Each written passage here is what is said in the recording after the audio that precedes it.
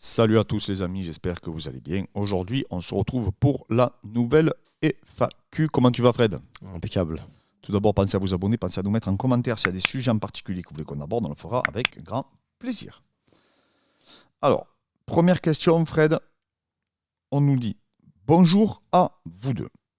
Est-ce que selon vous, c'est possible de commencer le MMA sans jamais en avoir fait, ni boxe, grappling, lutte, etc., après 25 ans et performer?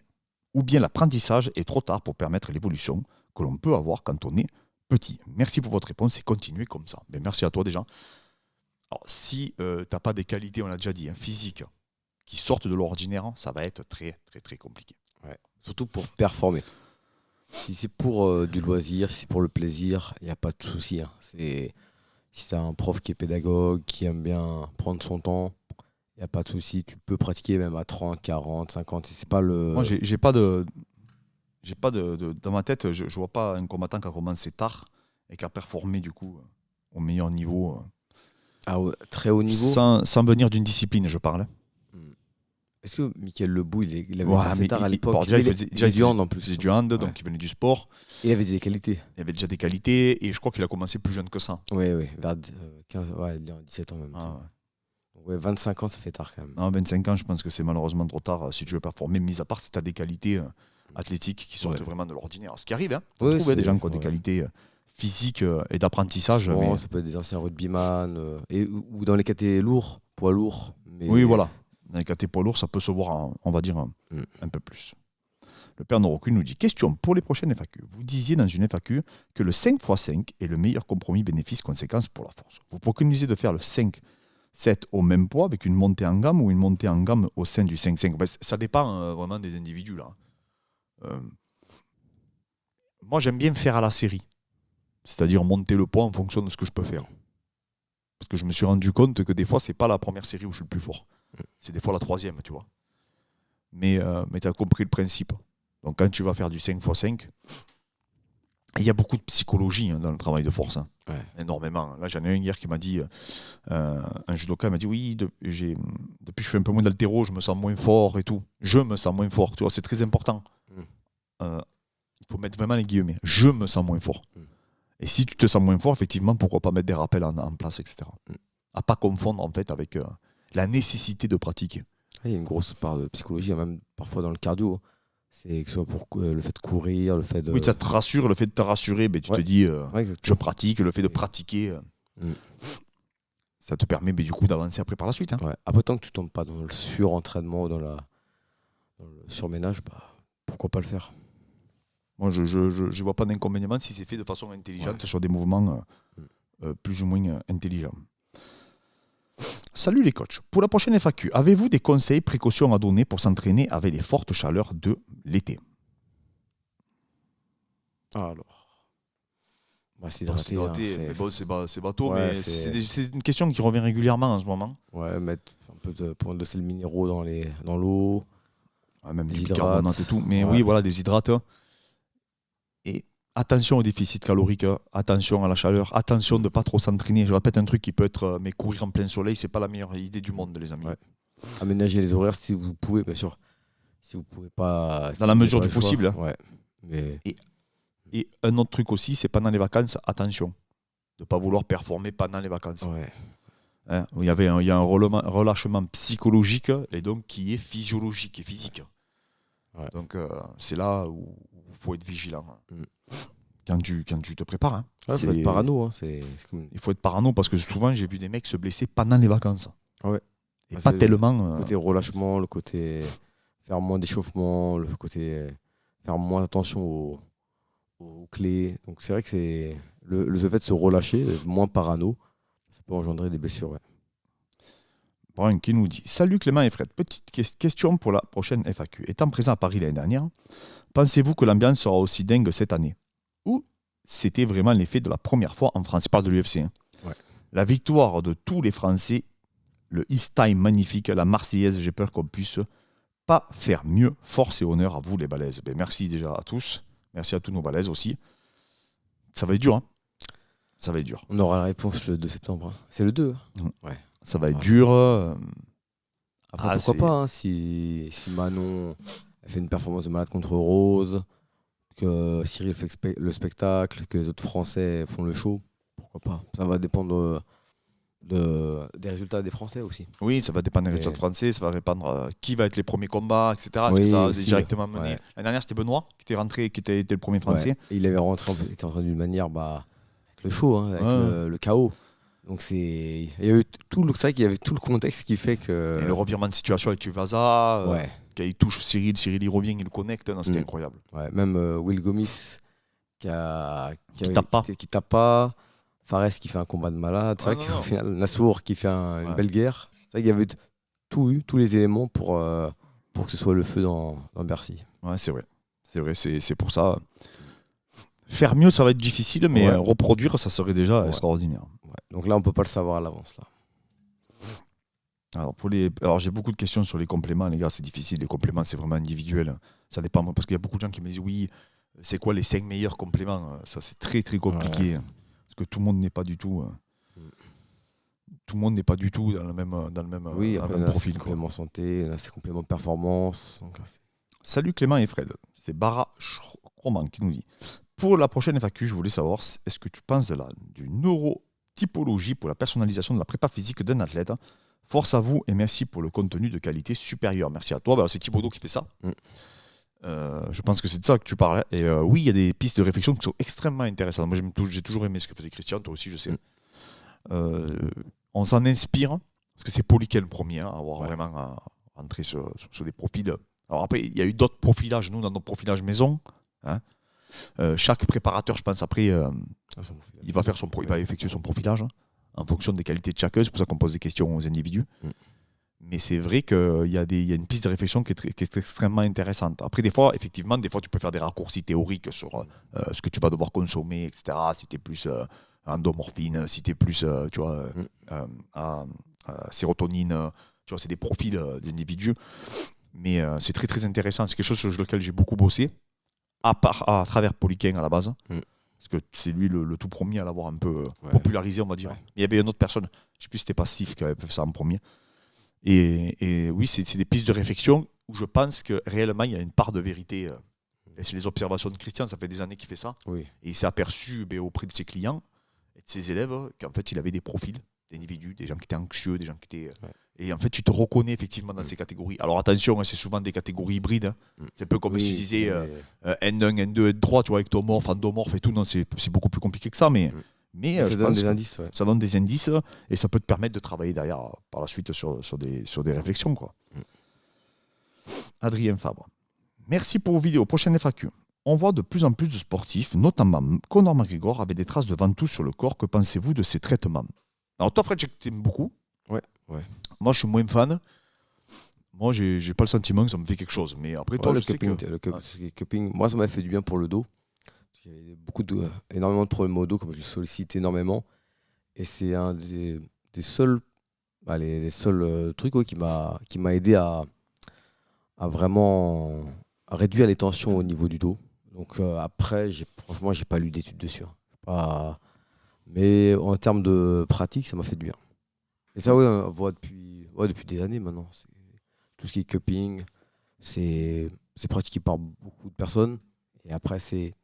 il y en a qui jurent que par ça. Hein. Vraiment, il y a un effet positif. Il y en a, ça va être plus les massages. Il y en a, ça va être plus... c'est un outil, comme on dit toujours. Il y en a, ça va être plus l'électrostimulation pour relâcher un peu les tensions sur les muscles. Chacun a son outil. C'est barre. J'avais vu une étude de barre, me semble. Alors, je sais plus l'orthographe, les amis, mais j'avais vu qu'il y avait des effets positifs par rapport à un groupe. Ouais. Donc là, c'est... Après, il doit y avoir autant de protocoles que... Voilà, ça dépend vraiment du praticien, je pense. Exactement. Comme les massages, il y a autant de massages que de masseurs. Ouais, c'est vrai. Yannick qui nous dit: comment vous organisez-vous au niveau du coaching pour les camps d'Abdoul, entre Beto et vous? Beto vient chez vous, point d'interrogation. Qui s'occupe du game plan et de l'organisation en général? Alors, c'est une très très bonne question. Alors, ça se fait un peu naturellement. À la base, ça se faisait vraiment naturellement. Maintenant, on va dire qu'on envoie les consignes à Abdoul. Donc, en fait, je vous donne un exemple. Abdoul me dit voilà, je m'entraîne lundi, mardi, mercredi, jeudi, vendredi. Ça, c'est le contexte. Beto, il va dire voilà, Parce que lui, il n'y a pas que Abdul dans la salle. Hein. Beto, il ne fait pas que pour Abdul, il fait pour tous les athlètes qui préparent. Donc il y a Amin Ayoub qui va là-bas, il y a beaucoup de combattants qui vont là-bas. Beaucoup de monde. Hein. Oui, il a énormément de monde. Donc en fait, c'est à nous de nous adapter par rapport aux contraintes et par rapport au club dans lequel il évolue. Donc en fait, ce que va faire Abdul, c'est on va lui envoyer, on va lui dire voilà, le lundi, donc je vous dis une bêtise, il a grappling. Le matin, il va introduire sa prépa physique, donc on va lui dire à quel moment il va introduire sa prépa physique par rapport à sa charge d'entraînement. Ensuite, par rapport à l'adversaire ou pas, parce que là, par exemple, on n'a pas d'adversaire, mais ça ne nous empêche pas d'envoyer des game plans quand même. Pas des game plans individualisés, des game plans, on appelle ça un game plan général. Et c'est ce game plan général derrière on va tisser une toile où là, ça va être individualisé, généralisé en fonction de l'individu qu'on pourrait être amené à rencontrer. L'avantage qu'il y a avec Abdul, on vous l'a déjà expliqué à plusieurs reprises, c'est que son game plan ne change quasiment jamais. Je prends le général, il doit ramener au sol, vous avez compris. Et il est habitué à ne pas avoir le nom de ses adversaires. C'est quelqu'un qui, à part Karl Amoussou dernièrement, il a rarement le nom de son adversaire, Abdul. C'est toujours une galère de trouver des combattants. Donc il est habitué à ça. Et il arrive à trouver cette motivation quand même, même s'il n'a pas de nom. Ouais. Et du coup, en fait, ce qui se passe, c'est qu'on va lui dire, voilà, sur ton cours de grappling, toi tu vas dire, là, tu dois travailler 3 rounds où tu dois garder le mec au sol, et ainsi de suite. Et moi, je vais dire, ben voilà, toi tu travailles, tu dois incorporer 2 rounds de gréco plus un round contre la cage. Le thème, il doit se relever. Voilà, c'est comme ça, en fait. On va donner des pistes, des thèmes à travailler. On va lui tourner des fois des vidéos ou des photos qu'on va individualiser. Et on va lui envoyer. Et après, lui, derrière, il va le driller, travailler. Il va nous faire un retour, un feedback. Et après, il vient. Il va venir, du coup, pendant le camp. Là, il vient, je crois que c'est début août. Ouais, fin juillet. Fin juillet, il vient. Il vient fin juillet. Et après, derrière, il veut qu'il reste une semaine. On fait tout le game plan avec lui. Donc, comme on a fait avec Laïd, vous verrez la vidéo de toute manière avec Laïd Zeroni qui va sortir. Et en fait, on va voir s'il a tout travaillé, tous les thèmes comme vous voulez qu'il les bosse, où c'est qu'il en est physiquement, on va faire les tests, on fait tout en fait. On fait comme un point en fait, pendant une semaine, où là, c'est qu'individualisé, et après, il repart refaire en fait du général dans son club avec tous ses sparring, etc. Voir en fait comment ça fonctionne un peu. Et comme avec Beto, la chance qu'on a, c'est qu'en fait, Beto, c'est pas un entraîneur de striking, c'est un entraîneur de grappling, mais qui fait du MMA. Donc en fait, on n'a pas besoin. Là où on aurait pu se clasher peut-être un peu plus, c'est s'il aurait voulu que Abdul fasse que de la boxe, par exemple. Ouais. Voilà, donc comme on est sur la même longueur d'onde, on n'a pas de problème de ce côté-là. Et on fait les game plans en général, on a la même vision, donc c'est assez facile. Et comme je vous dis, Beto, lui, on veut qu'Abdul amène les mecs au sol. À partir de là, quand on était d'accord déjà sur ça, le problème, vous allez le rencontrer le jour où si votre athlète, un jour, il y a un entraîneur qui dit il faut boxer, et l'autre, il va dire non, il faut lutter. Là, ça peut aller au clash. Maintenant, si votre boxeur, votre combattant, c'est un genre de Rabib, il va amener au sol, quoi qu'il arrive. Tu vois, il n'y aura pas de surprise. Alors, salut les amis. Petite question. Je m'entraîne 3-4 fois par semaine en boxe, mais je ne prends plus de volume. Je ne sais pas spécialement devenir super musclé, mais je me demandais s'il y avait des techniques diététiques ou exercices pour pouvoir toujours évoluer au niveau musculaire. Je fais 1m80 et 67 kg. Déjà, il faut vraiment que tu aies un programme spécifique à l'hypertrophie. Ouais. Parce que souvent, les mecs ils font du full body, tu ne sais pas trop ce qu'ils font. Ouais. C'est pour ça que je dis toujours qu'il faut être accompagné. Et il faut après, pas. Au niveau calorique, on ne sait pas combien il est. Oui, voilà, ça aussi. Il faut que ta diète soit en corrélation avec tes objectifs. Un exemple, je veux sécher. Si tu manges 4000 calories, ça risque d'être difficile. Si par contre tu veux prendre de la masse et que tu n'en manges que 1500, ça va être compliqué aussi. Donc il faut que tout le contexte, que ce soit la programmation ou la nutrition, soit en adéquation avec tes objectifs. Et souvent, on s'aperçoit, avec Fred, que quand on récupère les mecs, c'est complètement contradictoire. Et ça, c'est incroyable même. Ouais. Tu dis, mais c'est pas possible. Là, ils ne comprennent pas. Il y en a, ils se disent, je comprends pas, je m'entraîne 4 fois par semaine et je perds pas de poids parce qu'ils veulent sécher. Mais tu regardes leur diète, mais c'est du 4-5 000 calories par jour. En restant assis sur une chaise 90% du temps. Et ils pensent avec 3-4 entraînements par semaine, ça va suffire à compenser ça. Non, il faut vraiment être cohérent avec les objectifs. Oui, bien sûr. Et donc, c'est pour ça qu'il faut qu'il y ait toujours cette cohérence, comme il dit Fred. Jay qui nous dit « Salut, pour la prochaine FAQ, est-ce que vous utilisez la potentiation avec vos élèves ? Qu'est-ce que vous en pensez ? Sinon, pourquoi ?» Nous, oui, on le fait plus ou moins. Après, on le fait surtout dans le spécifique. Moi, je le faisais avant tes combats, par exemple, tu vois, quand tu sprawlais et tout. Mais c'est un élément que, aujourd'hui, je l'utilise beaucoup moins, je te cache pas. Mais c'est quelque chose qui peut être utilisé. Et surtout, on n'est pas tous égaux, hein, encore une fois, sur ça. Il y a des athlètes qui réagissent super bien à la potentiation. Il y en a d'autres pas du tout. Donc il faut le tester. Moi, je sais que j'aime bien. J'aime bien. Toi, je sais que tu aimes bien aussi avant le combat. Ouais. Mais ça, il faut le voir, il faut l'individualiser au maximum. Parce que je te dis, il y en a, c'est les grilles. Ouais. Donc après, derrière, ils n'arrivent pas à se libérer, même à être productifs sur leur séance. Tu sais, ça leur grille la séance, en fait. Et ça, c'est vrai que voilà. Yo les gars, la question de la fenêtre anabolique me hante toujours, car j'entends tout et son contraire. Gundy l'affirme qu'elle existe et qu'elle est d'ailleurs très courte. Qu'en pensez-vous ? Est-ce que finalement, ça ne dépend pas des individus ? Merci pour votre travail. Les mecs forcent. Oui, alors oui, il y a une incidence, c'est sûr, en termes des individus. Maintenant, elle existe, bien sûr. Je ne sais pas d'où ça vient, le fait. Parce qu'il n'y a pas longtemps, il y en a qui disaient que finalement c'était un mythe. Non, c'est pas un mythe. Il n'y a pas d'études qui prouvent que c'est pas un mythe. Depuis un an ou deux, on entend ça maintenant. Non, parce qu'en fait, les gens confondent. Il y a la fenêtre, elle est très petite. Par contre, c'est vrai que tu continues à augmenter ta synthèse protéique, et tu continues comment on appelle ça, à provoquer toutes ces voies mTOR qui provoquent l'anabolisme, etc., à sécréter certaines enzymes, certaines hormones. Comment ça s'appelle les axones et tout. En plus, je le regardais il y a 2 jours, ça. Et du coup, toutes ces réactions biochimiques, elles ont lieu effectivement jusqu'à 48-72 heures. C'est ça qui est annoncé. Ouais. Donc pendant, si tu consommes de la protéine, 48 heures après, tu n'es pas obligé de te jeter sur le shaker, etc. Ça, c'est réel. Mais par contre, il y a certains récepteurs qui, effectivement, ils sont à un certain moment. Et ça fera partie de la formation, les gars. Attendez. Mais oui, c'est vrai. Il a raison, Gundy. Il y a des récepteurs et qui s'ouvrent pas qu'à ce moment-là. D'ailleurs, dans la journée. Sachez-le. Et mais ils s'ouvrent aussi également dans un autre moment de la journée. Mais par contre, ils s'ouvrent.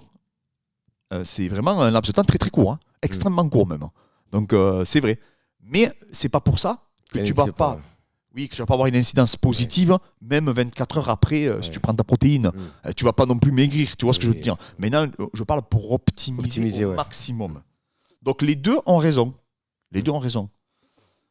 Maintenant, je vous dis, et quand Gundy dit un truc sur la fenêtre, les fenêtres anaboliques, etc., vaut mieux l'écouter parce que je vous garantis que je connais personne en France qui lit autant que Gundy, qui se documente autant que lui. Ça, pour le coup, je vous le certifie. Prochain FAQ, ça on avait déjà répondu, mais on va revenir. Soulever lourd sur des mouvements polyarticulaires est vraiment nécessaire pour améliorer sa force pour un sport de combat. Et ça, c'est une question qui revient tout le temps. Ouais, souvent. Vraiment, parce qu'on continue à s'interroger. Et il y en a qui en ont besoin, comme on le disait tout à l'heure. Ouais. Maintenant, est-ce que c'est indispensable ? Non. Clairement, je vous le dis. Alors, vraiment, à 100%. Mais est-ce que tu peux en tirer des bénéfices ? Oui. Oui. Après, c'est pas indispensable. Vous n'avez pas besoin d'un soulevé de terre à 200 kg pour performer à haut niveau. Hein. Pour être bon en sport de combat, il n'y a pas des prérequis en force, en soulevé de terre, en développé couché. Ce n'est pas nécessaire. Il y en a qui en ont besoin, ça les rassure. Il y a un petit côté psychologique. Moi, je pense à Rustam qu'on a là, mais il ne fait même pas un soulevé de terre à 100 kg. Tournez avec lui. Tu vois ce que je veux dire ? Il va vous mettre la main dessus, vous allez dire ah oui, d'accord, j'ai compris. Une fois, je lui ai fait un soulevé de terre il y a 4-5 ans. Et à 90 kg, il me dit j'arrête, je vais me briser le dos. Et pourtant, il a une force de malade en combat. C'est pas du tout la même force. Par contre, il y en a, s'ils ne soulèvent pas, c'est leur 160-170 kg en soulevé de terre. Ils n'y arrivent pas. Et ils vont se sentir faibles. Et à quel moment tu considères que c'est lourd ? Oui. Cette question aussi, elle mérite à être posée. À quel moment tu considères que c'est assez lourd pour te faire évoluer et te faire progresser dans ton spécifique ? C'est ça toute interrogation. Pourquoi mettre lourd sur des charges si derrière tu n'es pas capable de quantifier, analyser, de mesurer si ça te permet de progresser dans ton spécifique ? Moi, je faisais énormément d'haltéro, je faisais énormément pendant un moment de la force. Et après, quand j'ai commencé à mesurer, avec des outils de mesure, je me suis rendu compte qu'à travers la lutte ou la boxe, à aucun moment j'ai pris de la vitesse, à aucun moment j'ai pris de la force, on va dire, dans ma discipline. Et oui, certainement que j'en ai tiré des bénéfices. Oui. Peut-être pas là où je pensais les prendre. Mais en tout cas, j'ai pas trouvé que c'était significatif. Et je le redis, le jeu n'en valait pas la chandelle. C'est le coup que ce que ça pouvait te engendrer en termes de blessures, c'était peut-être trop risqué pour. Par rapport aux bénéfices que je pouvais en tirer. Après, ça reste du bon sens. Oui. Maintenant, il y a des gens, effectivement, qui ont besoin de faire ça. Est-ce que tu vas en tirer un bénéfice? Certainement. Est-ce que tu vas réussir à le transférer? C'est beaucoup plus compliqué et la question mérite d'être posée. Et c'est pour ça d'ailleurs qu'on aime échanger avec vous, parce que c'est toujours intéressant d'échanger aussi avec des confrères. Les amis, on arrive à la fin de la FAQ. Merci encore à tous pour la force. N'hésitez pas à vous abonner, n'hésitez pas à nous mettre en commentaire s'il y a des questions pour la prochaine. Et on se retrouve très rapidement.